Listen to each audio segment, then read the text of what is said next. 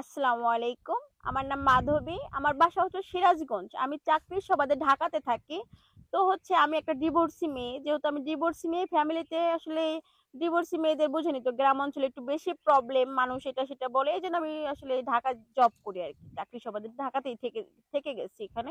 তো আসলে এখন আমি একটা বিয়ে শাদী করব। তো যদি এরকম কেউ থেকে থাকো যে ডিভোর্সি জানার পরে বা ডিভোর্সি মেয়েকে বিয়ে করতে চাও, তারা আমার সাথে যোগাযোগ করতে পারো। আচ্ছা, আ- আপনার পরিবারে কে কে আছে? আমার পরিবারে মা, বাবা, বোন এবং আমি। আমার আসলে ভাই নেই তো। ও আচ্ছা, আপনার বাবা কি করেন? আমার বাবা এমনি দোকান করে। দোকান করে। জি। তো আপনার বাবা মানে আপনি যে ডিভোর্সি, আপনার বাবা বিয়ে দেওয়ার জন্য কি কোনো পাত্র খোঁজে নাই, আপনাকে আসতে হলো? না আসলে পাত্র, আসলে ডিভোর্সি মেয়েদের আসলে পাত্র ওইরকম ভাবে পাওয়া যায় না। আসলে ঘরে ঘরে খুঁজে বা মানে আপনার ঘটকের মাধ্যমে খুঁজে ভালো পাত্র আসে না, যেটা সবাই বলে ডিভোর্সি। তো এই যে বলে মানে আসলে একটু মানে চাহিদা কম। তো আসলে আমি শুনছি আর কি আপনাদের মাঝে এই প্রতিবেদনে আসলে নাকি ভালো ছেলে পাওয়া যায়। না, এই আসলে জন্য ঠিক আসছি। জায়গায় আসছেন, কিন্তু আপনার দেখতে শুনতে তো অনেক ভালো। তো আপনি কি ধরনের ছেলে চাচ্ছিলেন? আসলে আমি এমন ছেলে চাই যে আসলে দেখা যাচ্ছে যে আপনার সম্পূর্ণভাবে একটা দায়িত্বশীল, মানে পরিবারের দায়িত্ব নিতে পারবে, সেটেলমেন্ট। আচ্ছা, তো এখন আপনি ডিভোর্সি ছেলে নিবেন, না আপনি একটা ফুল পাত্র, মানে আমরা তো বলি ফুল। আসলে ডিভোর্সি বা আপনার সিঙ্গেল ছেলে হলে সমস্যা নেই, আসলে সিঙ্গেল ছেলে হলে সমস্যা নেই। আর ডিভোর্সি হলে আসলে বেশি ভালো হয়, কারণ ডিভোর্সিরা ডিভোর্সির মর্ম বুঝে, কষ্টটা বুঝে।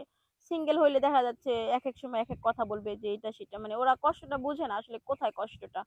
তো উম, আমি চাচ্ছি যে ডিভোর্সি কেউ আসুক বা বউ মারা গেছে এরকম কেউ আসুক আমার বুঝতে লাইফে। পারছি, বুঝতে পারছি। আসলে এখন আপনি যে চাচ্ছিলেন, দেশি না বিদেশি?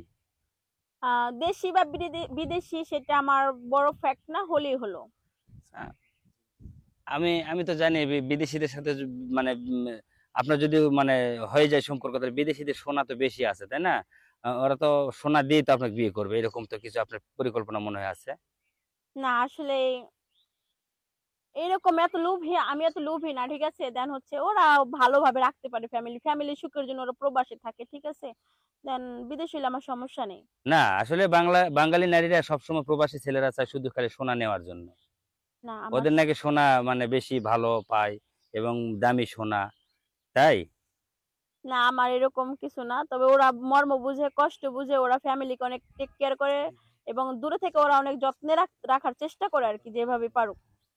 আচ্ছা, আপনি তো আপনার সঙ্গে যদি ও বিবাহিত একটা ছেলে যোগাযোগ করবে, তাহলে কিভাবে যোগাযোগটা করবে?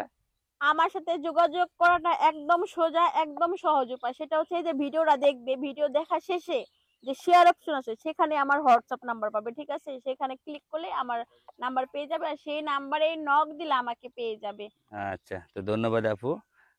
সকলকে ধন্যবাদ। আল্লাহ হাফেজ।